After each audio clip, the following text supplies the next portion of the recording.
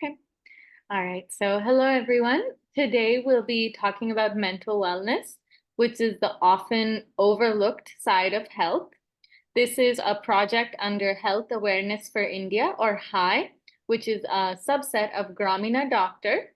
Today, your main presenters will be myself, Sindoor, and I have a master's in health science with a focus in mental health, Dr. Srivani, MD, and Dr. Ashrita, MD. So Dr. Srivani received her medical degree in cardiology from East Carolina University and Duke University in North Carolina. And she went to medical college actually in Vijayawada, right next to Loyola at Siddhartha Medical College. And she has been a practicing cardiologist at Peak Cardiology in North Carolina for the past 20 years. Some of her areas of interest include cardiology, healthcare access, health awareness, rural health, and mental health. Dr. Ashrita received her MD in pediatrics from D.Y. Patil Medical College in Pune. She completed her IAP Developmental and Behavioral Pediatrics Fellowship at NHCDC in Mumbai under the mentorship of Dr. Samir Dalwai. Her current working status is as a consultant and developmental and behavioral pediatrician at the Mother and Child Institute at Andhra Hospitals in Vijayawada and Visakhapatnam. Her areas of interest include adolescent counseling, developmental pediatrics, and early intervention. So first question to ask is, what is mental health? So mental health is basically how we think, feel, behave, and interact with each other, especially in terms of how we maintain our mental health and clarity in the face of stress. And a healthy mind is absolutely necessary for someone to have a good personal, social, and academic success, and ultimately an overall happy life. So what we put is our mind is constantly thinking about us and taking care of us. So it's time that we also think about it and take care of it.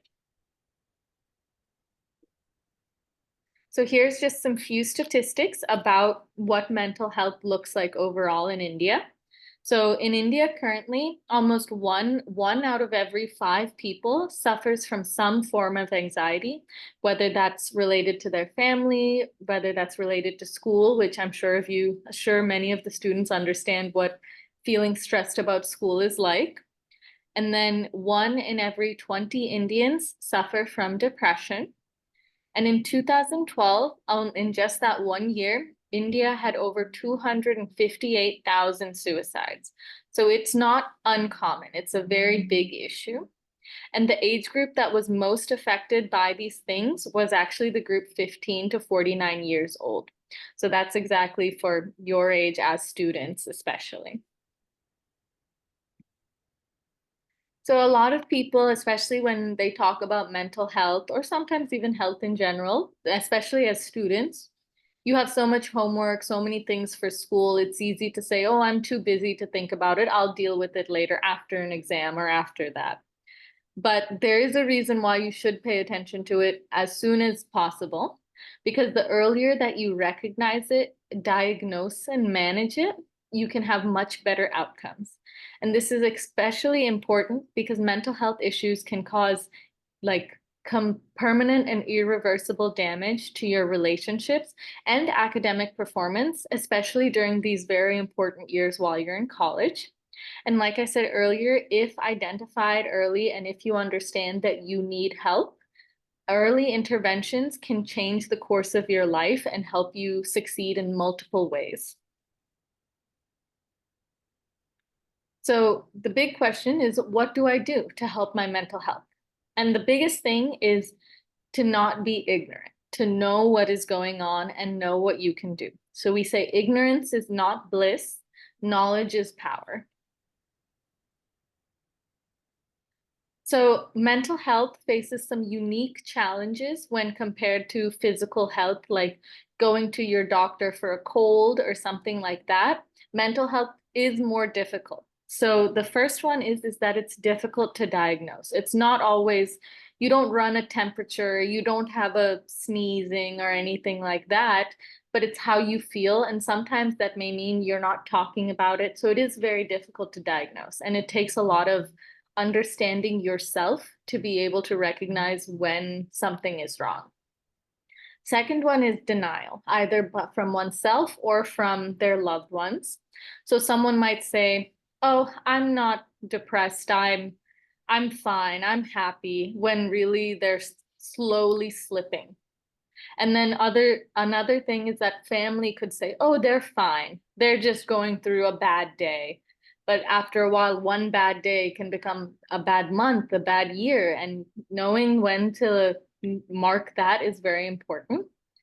Third one is societal stigma. So stigma is basically the idea that mental health is still often looked down on. It's thought, oh, if you're depressed, you failed. Or if you're anxious, you're not working hard enough. Or like, if you have a mental health problem, you're crazy. Like, no one can help you. Those kinds of beliefs, which are very hard to fight against because they are so widespread, those beliefs.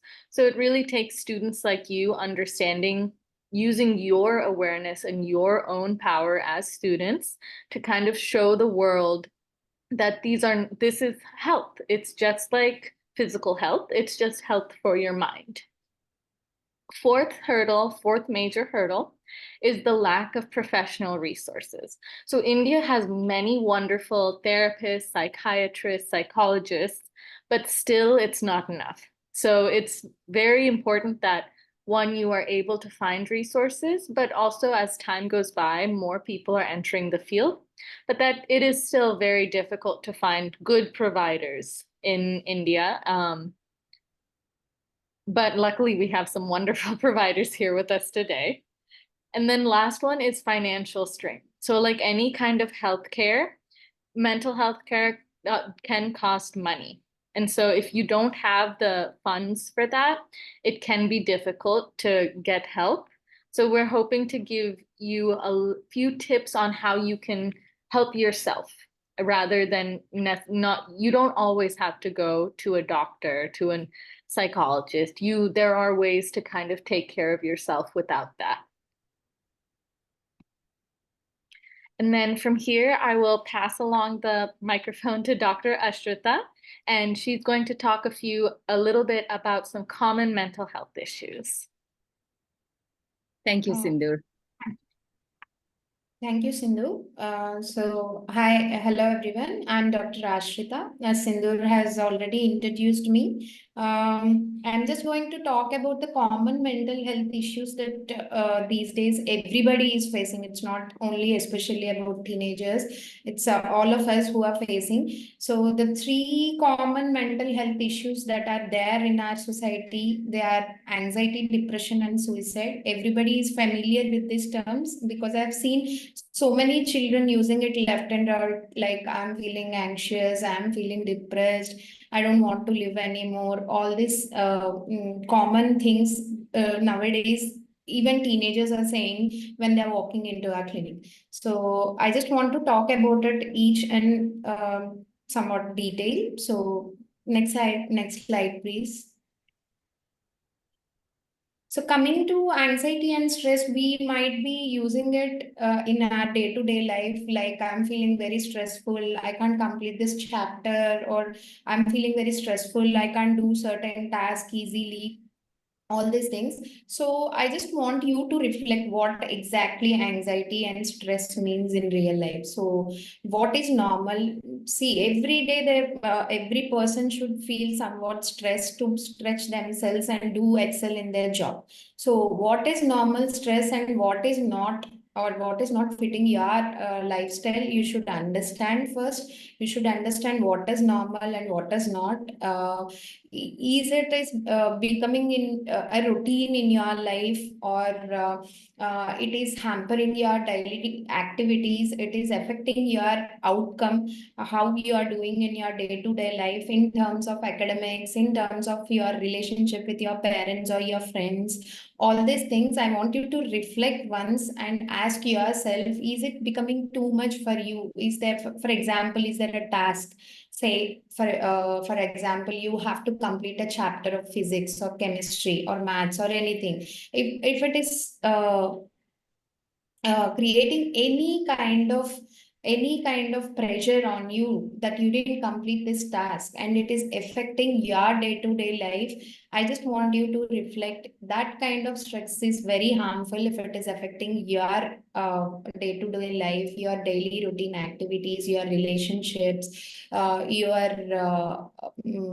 activeness and physical activeness, or affecting your physical health, anything like that.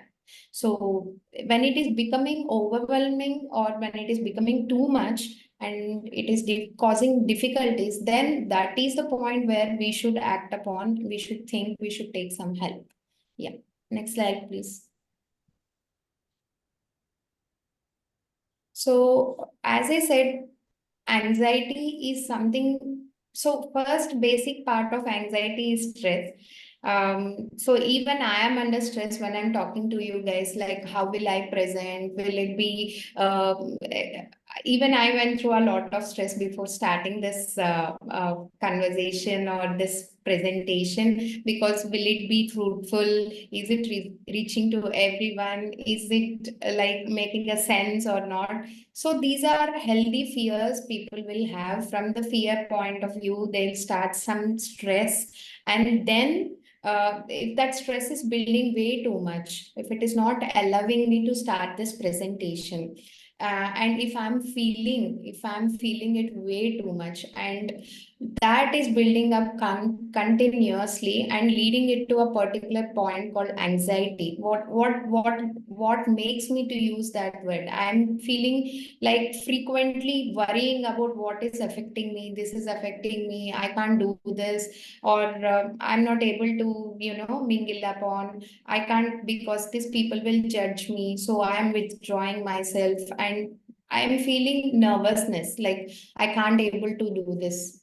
I'm feeling nervousness, I'm feeling jittery inside, or I'm able to listen to my heartbeat, or that this will not cause anything. Like I can come, read the slides and go, but it is affecting me way too much. I'm feeling like, what if I'll stop my slides in between, I'll go back. All this irrational fear.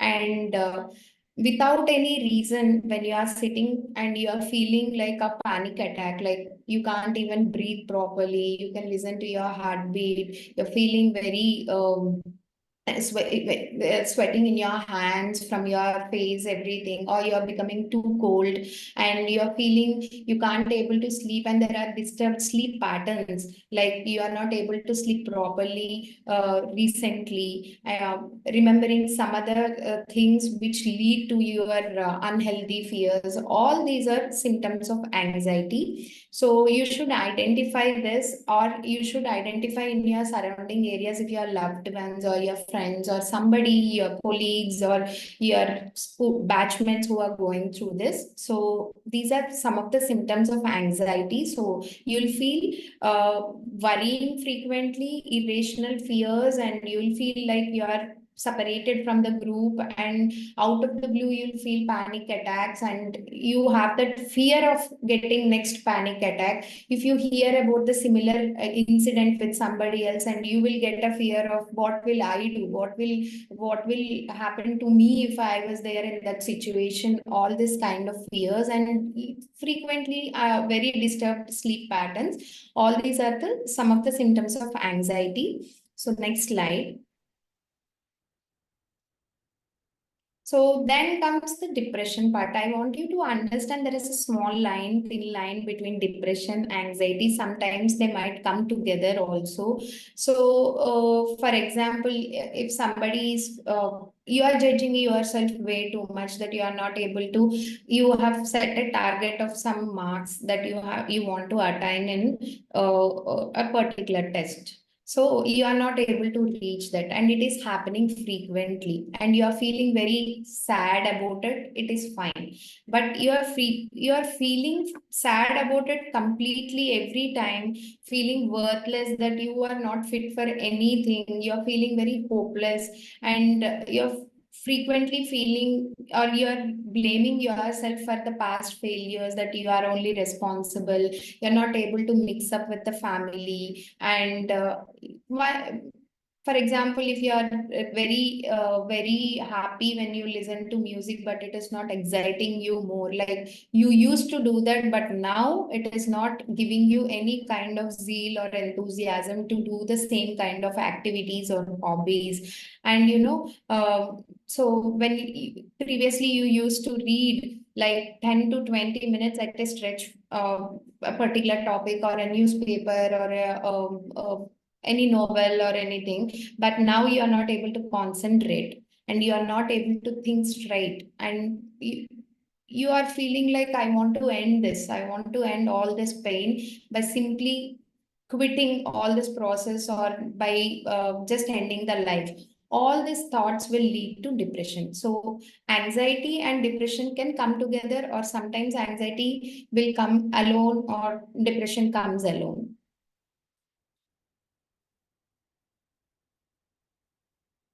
So for easily to remember, you always feel worthless, helpless, and you'll feel guilty about something or the other, and you'll blame yourself for your past mistakes, and you can't concentrate. And see, even if you are not sleeping properly, you are not able to concentrate. Sleep is one of the essential things, but don't get confused that all the concentration related issues are depression or anxiety. No, but you need to have all the other symptoms also to feel that. And it is a diagnosis term. It's not a simple symptom. It's a diagnosis. Depression is a diagnosis. You need to have all these symptoms, then only we can say depression. So please be careful when you are using such kind of terms.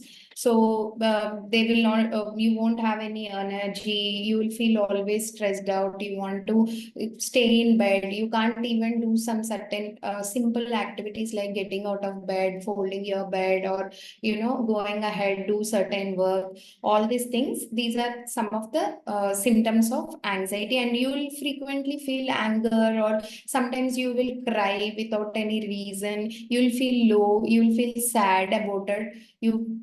There is no particular incident that is leading to all these things, but you certainly feel sad or anger or crying or something like this. So these are some of the symptoms of depression.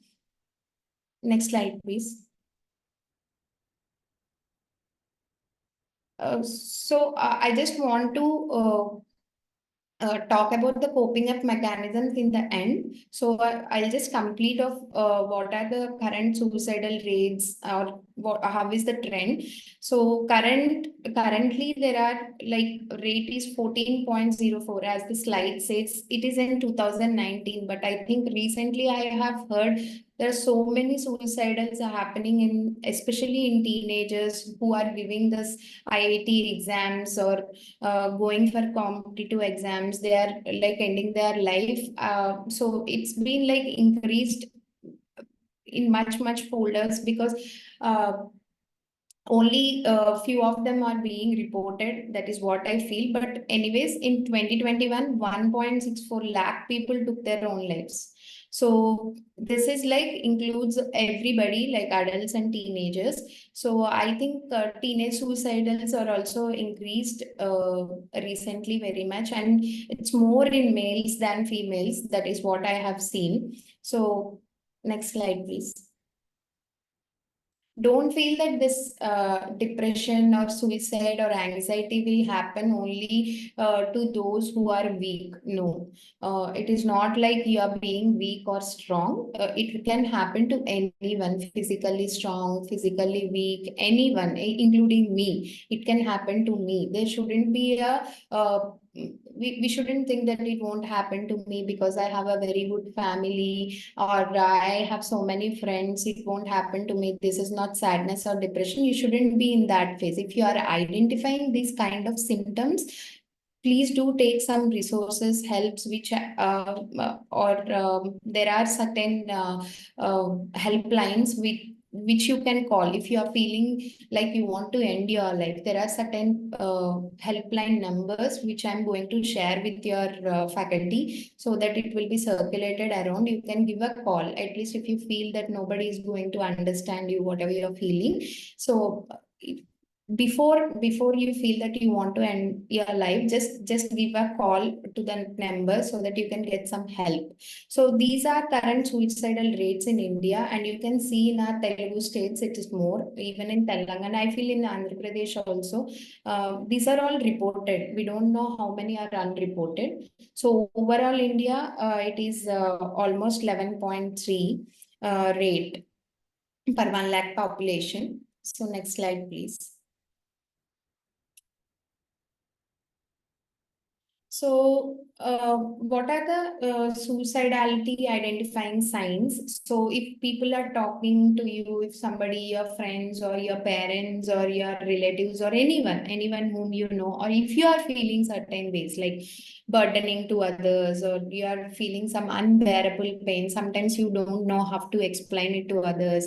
You feel that there is no motivation for you to live, or you're trapped in certain situations and you are always feeling low, don't want to get up from bed or don't want to do certain things, rage, humiliation, that everybody is talking about you, they're humiliating you, and you're sometimes feeling very, very irritable most of the times, or you started taking help of alcohol or drugs to get out of this, or you're getting used to alcohol or substance abuse, and you're isolating yourself, you're not able to mingle up with others. you Somebody is calling you, or you're some of your friends calling you and saying that I just want to say goodbye, I don't want to meet you again, and all these things. So these are certain warning signs. If people are behaving in certain these kind of ways, please remember that they might be going through something, and you can always lend a shoulder, or you can always be there and talk to them like what's happening, if they're comfortable talking about it, or if you can report about this to certain person who is responsible nearby you, who can take care of this. So that is the reason we are showing you all these things. But I really feel that when we start telling all these things to people, because nowadays social media is out there and everybody using it left and right, they're using some quotes or this kind of signs and reflecting everything onto their life. No. See, these are just some of the signs. So if you are identifying this, that doesn't mean that there is only one sign and you are feeling this. No, this is like I'm feeling depressed, or not like that. So you should have certain symptoms. You should understand these are cluster of symptoms that a person is having. Then only we can put that diagnosis. So if you are feeling some stress about certain thing, or if you're feeling that you are not able to do certain thing, I want to talk about certain pop-up mechanisms which are coming in the next slide. So please make use of those things, and help yourself out, and also you can help your friends or loved ones who are going through it. So next slide, please.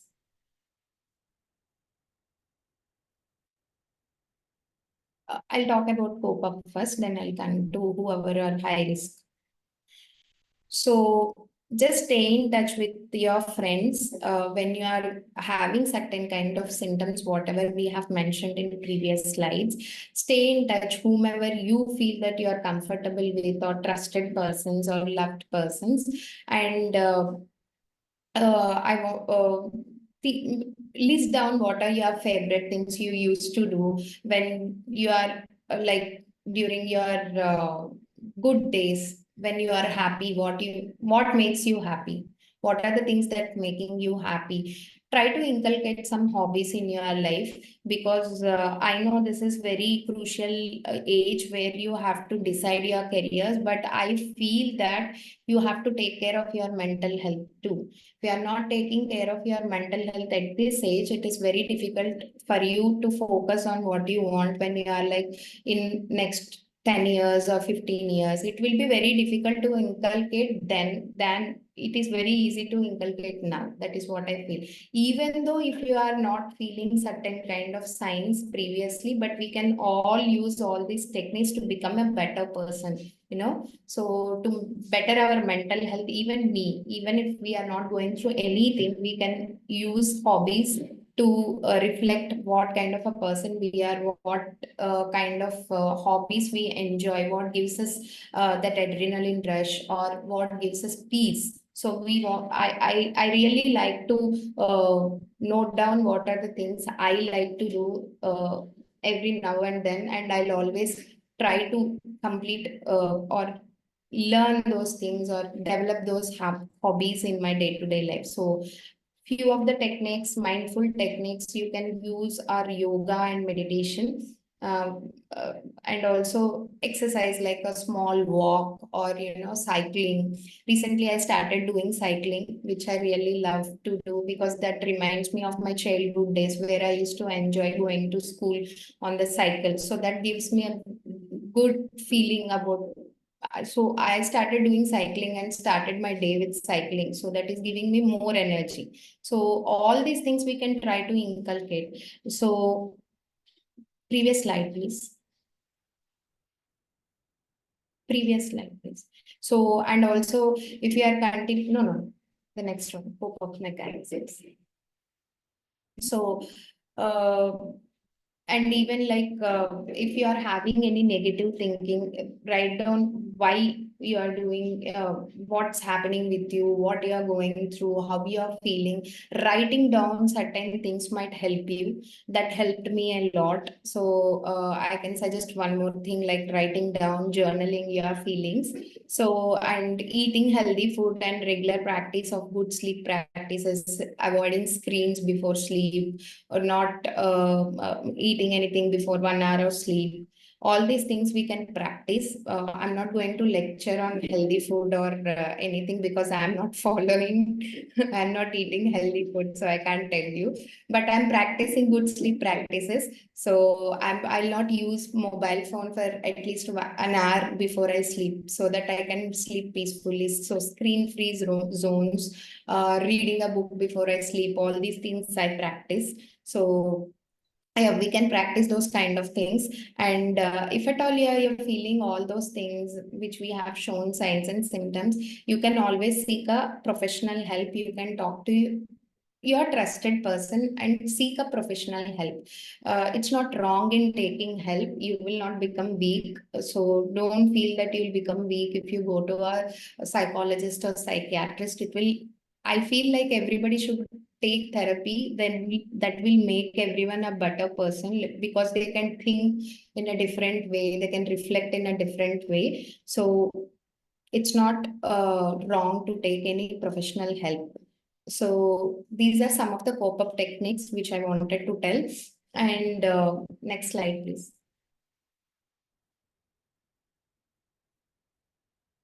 So what are some of the things which we ask you not to do? Are like, don't take a help of alcohol or substances because they're not going to help you anyway. It will destroy your physical health and also mental health. So try seek help, not in a professional way, not in an unprofessional way, sorry. So if you are feeling that nobody is going to understand you, I won't take any help, it will worsen the situation. So please try to feel that you at least there is a helpline number and somebody other side is ready to listen to you. So don't feel that this will not happen to me because I came from a family where everybody is so happy, this couldn't happen to me, or I'm a very like 18 or 16 years old, this won't happen to teenagers. No, there is no self-denial or anything like that. And don't isolate yourself from others. Try to be in crowd, talk to people, and seek interventions which are valid. You know that there is some scientific research that is going on. People are spending lots of money on it. What will work, what will not work. So try to take scientific help, not going to our babas or or seeking help, posting it on Instagram or taking something from some influencer or something like that. So that is what I want to tell through this talk. Yeah. So if you, I just want to share some helpline numbers with your faculty. You can go through it, and some exercises which we can practice in our day-to-day life. Like we can set some realistic goals for next few months, in a year. What do you want to become? How you want to look at yourself after an year. So I do generally like this to make myself in track. So I can share such kind of printables or something with your faculty so that you can use it and post it in your room. So yeah, I'm very grateful to Sindoor and also Srivani ma'am for giving me this opportunity. I request Srivani ma'am to pitch in and continue the next slides. Thank you.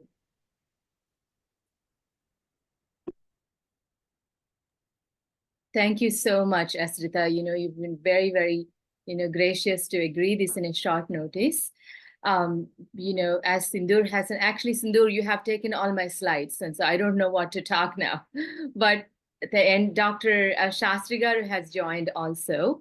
And we are going to, unfortunately, we thought it would be a live seminar, but that's okay. But most important thing is the information, valuable information from Dr. Asrita, and it's wonderful.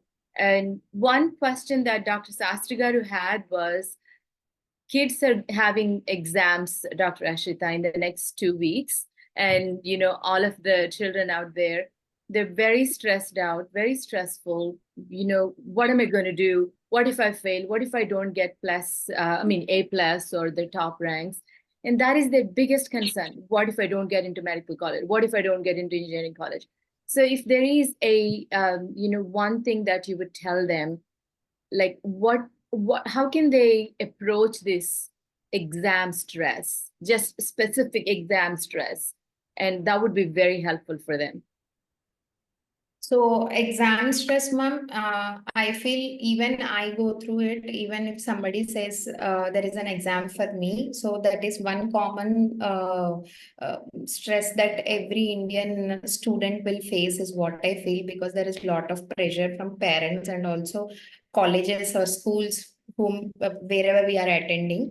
So I think to deal with exam stress, I feel there should be a timetable for children. I mean, like students should make a timetable. That's how I deal with. So I can tell you whatever I practice, I'll tell them to do that because it works out for me. I don't know whether everybody can go through it or not, but I want to tell to everyone one simple thing is, one exam is not going to decide whom you are or what you are going to become, because my exam result was not that great, but now I am talking on grammingdoctor.com. So you can be anything in near future. So that is one positive affirmation I want everybody to write down and keep it, that this exam is not going to decide who I am or what I'm going to become.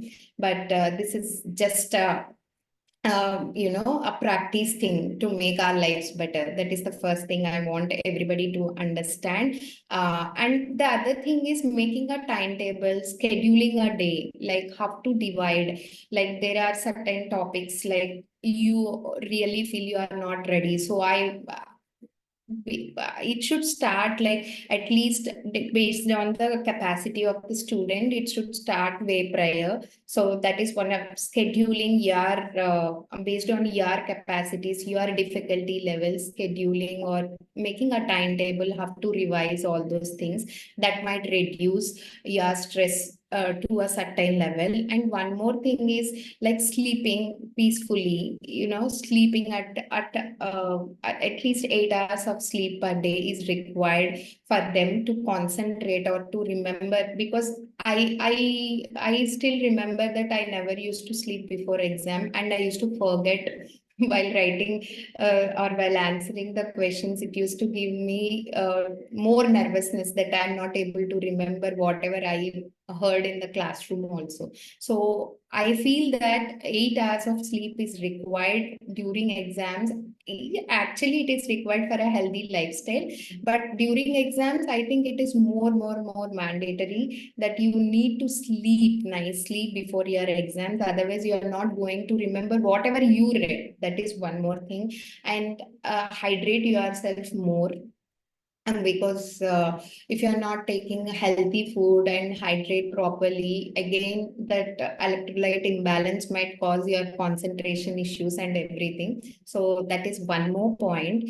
And whenever you are feeling fear, you are feeling that you won't make it, talk to your parents, tell them how much you are trying. I want students also to understand that how much effort they are putting, and put some realistic goals, like your capacity. You're 16, 17, you know how much you can achieve in your exams because you have prepared that much, right? So put some realistic goals and work towards it. It won't start like 2 weeks before. If I tell you, I can tell you only sleep and hydration and health, take care of those things and talk to your loved ones. But if you want to apply this for next coming academic year, you can use these things like put some realistic goals, understand what are your capacities and limitations, and talk to your parents, like whatever you can do, whatever is suitable for you. Try to do some research on what you want to become. Like,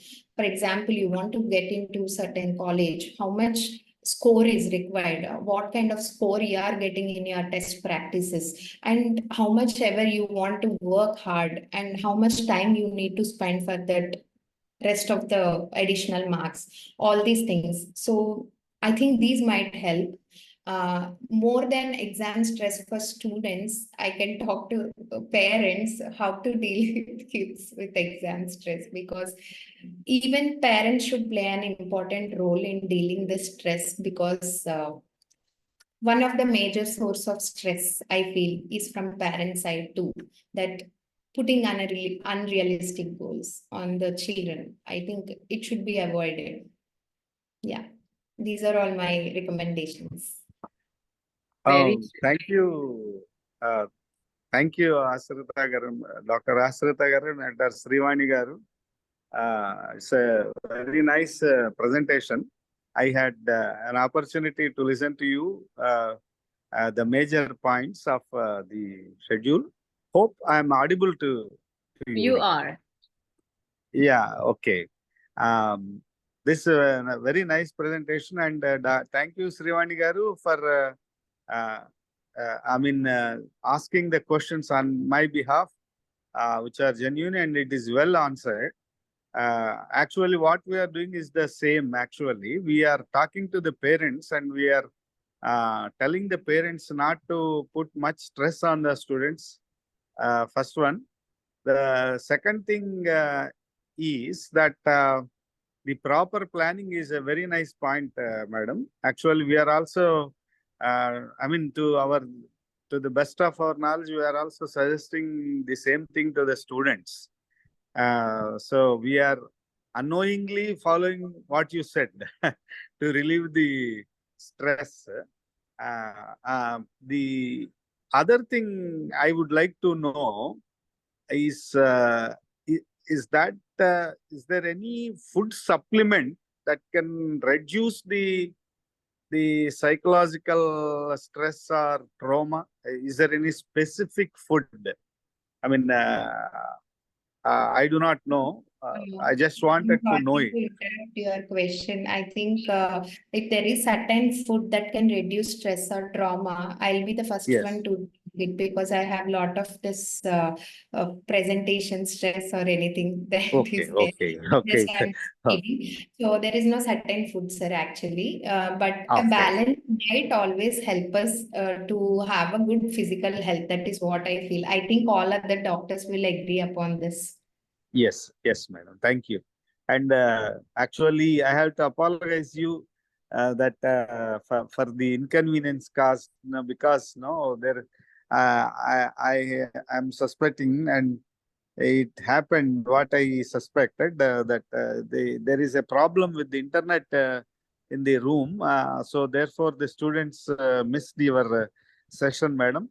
The the other thing is that I will just try to make another possible time, and if there is possibility, uh, could we have another session like this, Dr. Srivani garu and Asrita Absolutely, garu? Andy. And initially, like as we talked before, we started this Yes. program for very, very rural areas. So we have been Okay. using this. Like once we get this, number one, we're going to Right. send all this talk and all the presentation to you, and you have it at your disposal, and all your students will be getting it too.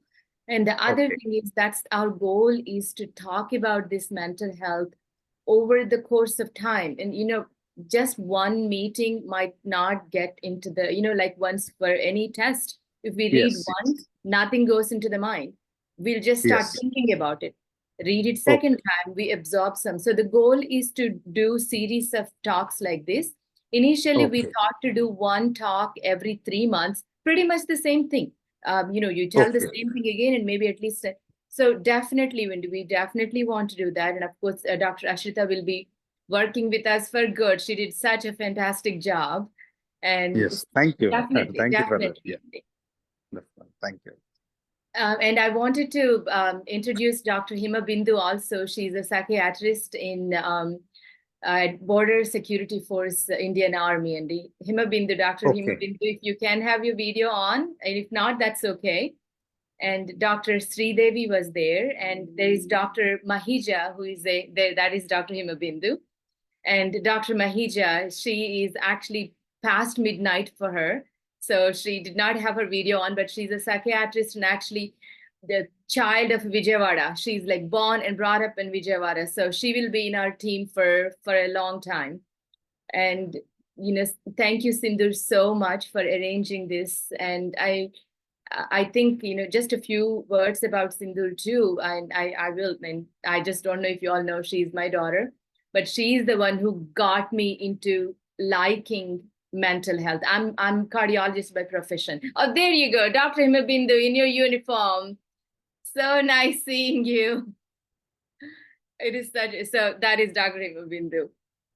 And so all these wonderful therapists, psychiatrists, psychologists, we are all going to be a team, and we're always there for you one way or the other. Unfortunately, we can't come in person, won't be able to, but our expertise and everything is there. And we have a small amount of funds that we have put aside for this charity program.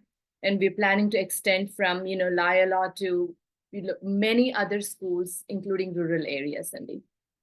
And that's the goal. So definitely yes. Bottom line answer to your question is yes. I'm sorry, Sindur. I thought you want to talk about the question and QPD, right? Yes. I really missed that slide. I'm so sorry. I'm into my own talking, so I'm just sorry. I'm so sorry. Not at If you all. want In to fact, talk Sindur, if you about want that. to go ahead, talk, because we still have a few minutes. Yeah, I can just, since we are recording everything, so Shakti Garu will send the recording to you, so you'll have it. That way, if a student does ask, we can send. But like Dr. Srivani was saying, we are definitely able to do another session when students are available at that time. But just for the recording, I'll go over very quickly. If you notice a friend or someone who seems like they are not doing well, they're struggling, they are not doing well in classes, they're not eating, they're not sleeping, things like that, there are things you can ask and do to help them. So the first step is to ask them questions, saying, how are you feeling? Are you feeling down? Are you feeling like you can't go on? Are you feeling like school is too much? Are you feeling like this exam is going to be the end of your life? Asking those kinds of questions. And then if their answers are things that are concerning to you, if someone says, oh, if I don't pass this exam, I'm going to die, something like that, if they say things like that to you, next step is to persuade and convince them to look for help, to at least change something. Because a lot of the times, if someone is feeling this way about an exam or about a girlfriend or something like that, they don't want to see it for themselves. So it's a big ask for a friend to say, I think you should get help. This will make you feel better. This exam isn't the end of your life.